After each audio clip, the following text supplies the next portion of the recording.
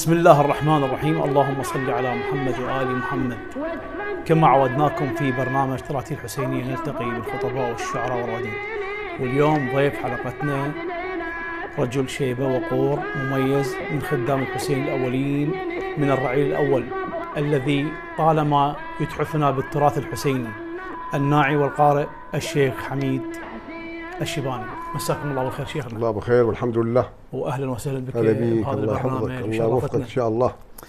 شيخنا نسمع السيره الذاتيه لك. الشيخ حميد مجيد القارئ. نعم. تولد 1954. لماذا سميت بالقارئ؟ سميت بالقارئ هذا اللقب لكثرة القراءة والمجالس الحسينية، وخاصة في ذلك الوقت جيد الذي كان القراءة الحسينية يعني قليلة. والله بيها محظورات وبيها مراقبات، بس أنا أحيت المجالس بذاك الوقت من بيت البيت ومن بيت البيت، يعني يوم يقرأ 12 مجلس. زين. في أي ديوان تقرأ دائما؟ احنا باعتبار الدغار فيها دواوين ذاك الوقت وهذا الوقت. بهذا الوقت وذاك الوقت. ذاك الوقت أكثر ديوان قرأت به مثلا؟ ذاك الوقت كنت أقرأ بديوان ومضيفها الحج مهاوش الله يرحمه. رحمة الله عليه. في ذلك الوقت استمريت أكو 30 سنة. نعم. في ذاك الوقت في ديوان المهاوي، ديوان الحج عادل العسيم، دواوين كانت بالدغارة أحيت بها يعني دورة. جيد. دورة سويت دورة بذاك الوقت، السبت عند فلان، الأحد عند فلان، لحد الآن الدورة هسه موجودة بدواوين ناحية الدغارة من ذاك الوقت لهذا الوقت. متى كانت بدايتك في القراءة الحسينية؟ بدايتي صارت بال85. زين. القراءة مالتك شيخنا كانت عن طابع وراثي لو من تلقى نفسك انت؟ لا، طابع وراثي.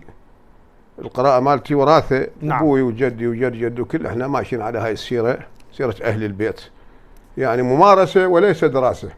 مارست القراءة ممارسة من ابوي ومن جدي، وطورتها بالكتب. جيد. ومن الكاسيتات قبل كاسيتات. نعم. تسمع منا وتحفظ وتأدي. خاصة ان اخذت من المرحوم سيد جاسم الله يرحمه.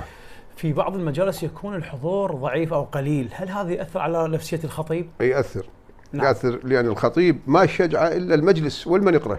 نعم. يقرأ الوادي. يقرأ له 4 5 لازم يقرأ له مجموعة تكون كبيرة حتى أولا يستثابون. بلي. ويصير المجلس له هيبة.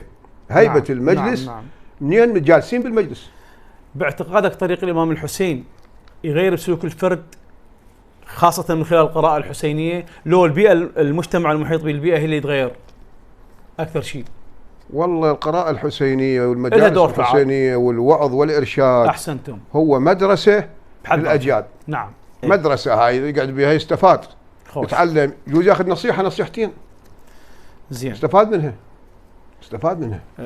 هم تكتب شعر بعض الأحيان؟ شعر.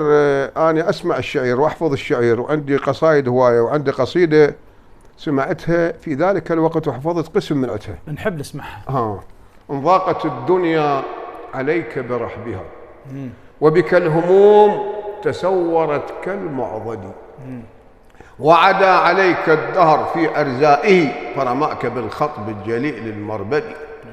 أو قد رمتك الحادثات بنكبة فاسود وجه الكون والزمن الردي، هيئ متاعك للميعاد تزودا واقصد وزر سبط الرسول محمد. اللهم صل على محمد. أحسنت وطيب الله أنفاسك.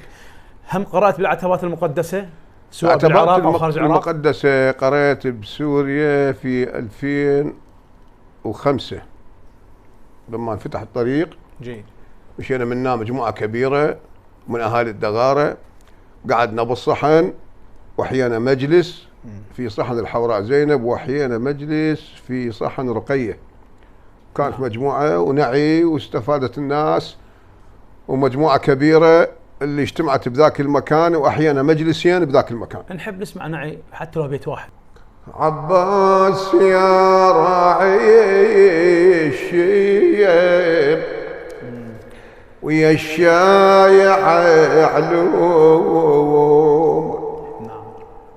من هو اللي باري الضيعن لو نمت النوم، لحد على بيختك ترضى بالسور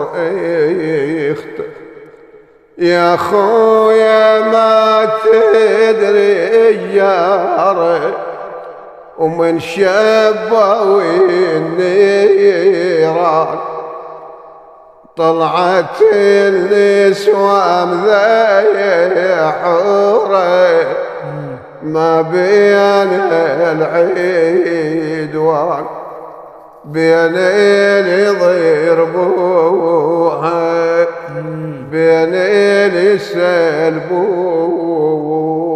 احسنتم وطيب الله هذا طور يختلف عن ذاك الطور. احسنتم. ماذا ترتجي من قراءتك للامام الحسين؟ ها؟ شنو اللي ترتجيه من الامام الحسين؟ الخطيب اذا يكون ولاء صحيح اي وللحسين مو يجعلها تجاره. اذا جعلها تجاره اولا الثواب راح، يعني هذا تاجر، انا ما اجيك الا تعطيني 100,000 صحيح او تعطيني هالقد. اي لازم يخليها هي في سبيل الحسين، خلينا نقول باسم الهديه والعطاء. هديه. هم اللي عنده ويريد يعطي هديه يعطي هديه، واذا ما عنده وما يعطي هديه هذا حي مجلس. شيخنا لو مثلا واحد دعاه وقال لك مثلا ما عندي يعني بهاي الحاله، ما عنده بعد احسن. الله والله الله والله هواي قالوا لي انا ما عندي، ما شاء الله، وقرأت له والله عوضني 10 مرات ما شاء الله، الله يحفظك. لان من جاء بالحسنه فلو 10 امثالها. احسنتم شيخنا العزيز. احنا هسه مقبلين على شهر محرم ان شاء الله تعالى. عفوا، كل موالي او كل شيعي فرد له علاقه وطيده باحد المعصومين، بمن تعلق الشيخ حميد من المعصومين؟ المعصومين تحسه غريب عليك. المعصومين 12 امام، نعم، حجج الله في الارض، ماكو اختلاف امام عن امام، لان هم الله سبحانه وتعالى خلقهم من نور، من نور واحد، لان هم اصحاب الكساء الخمسه. بلي الله خلقهم من نور محمد صلى الله عليه وسلم. علي بن ابي طالب من رسول الله، العلم استورثوه استيراث. نعم. استيراث. نعم. لان هذول اهل الكسى الخمسه بيهم نص وجعل ليهم، اي وبيهم كمل دين الله والله اعتمد بس بيهم. محمد قال عن الله ياذيني لياذيهم. تتقبل الانتقاد؟ مثلا يقول لك مثلا عندك هيك خطا، حشاك طبعا خطا. شو انتقاد؟ الانتقاد البناء يعني مو الهدام. الانتقاد يعني مثلا قال لك مثلا اليوم جبت لنا روايه هاي مو صحيحه، لازم هذا استفاد منه النقد. مو والله هو هذا الصحيح، النقد استفاد منه. اريد كلمه يعني اخيره، حتى انا شنو اعدل الشيء عندي. عفوا، اريد كلمه اخيره ونصيحه للشباب حتى نختم بها البرنامج. والله الشباب عندنا شباب طيبين، نعم، وعندهم همه خدمه الحسين، ونشوف هالايام مستعدين، يعني بعد 5 ايام يوم الاربعاء 1 محرم هم استعدوا من اليوم. نعم، من اليوم هم تحزموا حزام الخدمه السيد الشهداء. الله يوفقك. واحنا ما عندنا غير الشباب، بلي تبع الشباب يقدر يمشي يقدر يقوم. المستقبل ربعنا الاولين راحوا، هم بقوا الشباب هم المستقبل. بلي اريد معتم بهذا الشهر يلتزمون من نال وفاه النبي محمد عليه الصلاه والسلام، التزام أحسن. بخدمه الحسين وخدمه سيد الشهداء، وان شاء الله ماجورين، الله يوفقهم ان شاء الله. شكرا للشيخ حميد على سعة صدره ولتلبية الدعوة، ونسأل الله سبحانه وتعالى أن يمد في عمرك في خدمة الإمام الحسين. احنا هسه راح نبدي ان شاء الله عند سيد جابر. نعم. من الاربعاء الساعه 8:30 احنا 10 ايام نقرا عند سيد جابر. بلي. مضيف عامر ان شاء الله، مضيف سيد جابر وسيد عبيد. وانا صار لي 40 سنه او 35 سنه مستمر بهذا المجلس مالات سيد عبد او سيد جابر. الله يبارك بك. مستمر به لحد الان. وشكرا لك شيخ حميد، والله يبارك والله بك. العظيم. وانا عندي اطوار. عفوا. عندي ماخذ حتى رد قصائد اللطميه وقصائد الردات، ما يعني نعم. مو بس هاي. نعم. اذا كذا اسمعك منتها. احنا هسه الوقت بعد ما يسع. اي توقف قد. احنا ان شاء الله في المستقبل هم من لقاءات اخرى وياك. انت مسوينا شويه.